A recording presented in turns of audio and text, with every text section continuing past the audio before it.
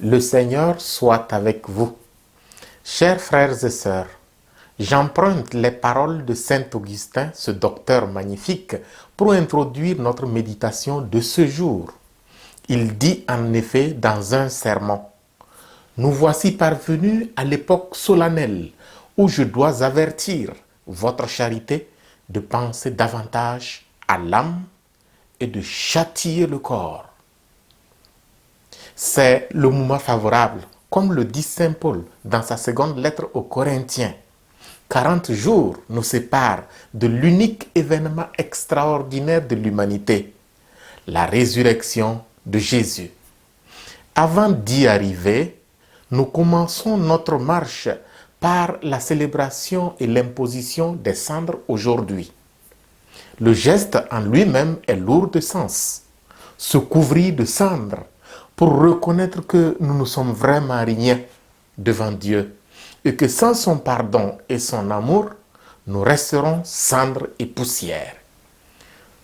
Au geste en lui-même se joignent les riches textes que nous avons écoutés par la bouche du prophète Joël, par Paul, l'apôtre des gentils, et par le Christ lui-même. Je nous invite donc aujourd'hui à nous arrêter sur les fortes recommandations à observer que nous livre le Christ. Je le fais en m'inspirant de l'expression de saint Augustin: châtier le corps.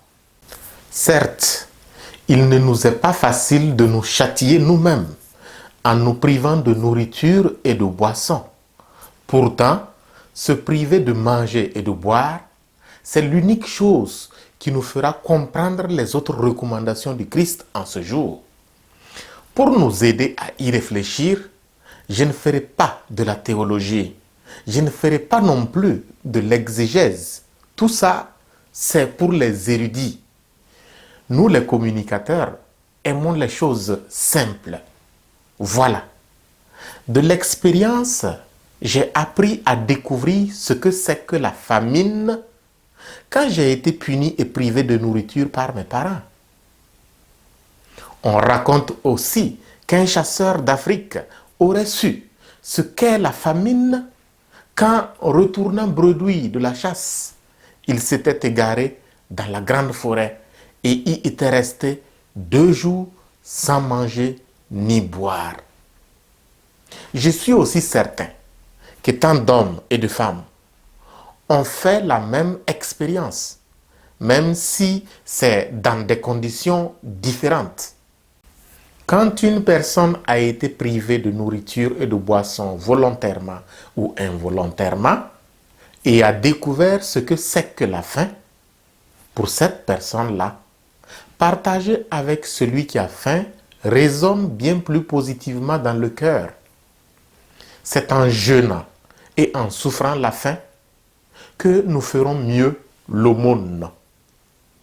Ensuite, ce n'est pas pour rien qu'il était recommandé de venir à la messe à jeun. Celui qui a le ventre plein ne peut pas prier. Il est lourd et facilement il s'endort. Là encore, c'est le jeûne qui nous permet de rester éveillés pour bien prier. Cela s'applique bien à toutes nos privations, qu'elles soient de nourriture ou d'une autre nature.